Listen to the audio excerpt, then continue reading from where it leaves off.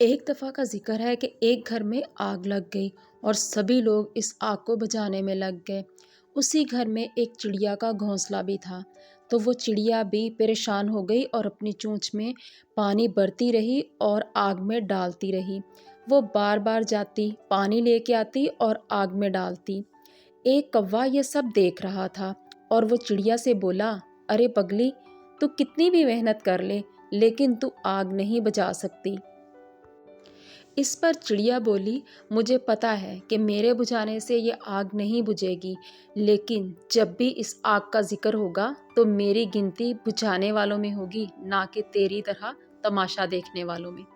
दोस्तों, हमारी ज़िंदगी में भी ऐसे बहुत से लोग होते हैं जो हमारी मेहनत को नहीं देखते, बल्कि वो हमारे हारने का तमाशा देखना पसंद करते हैं और हमारी नाकामियों पर बात बात पर हमें ताना देते हैं और इसकी गिनती करते हैं।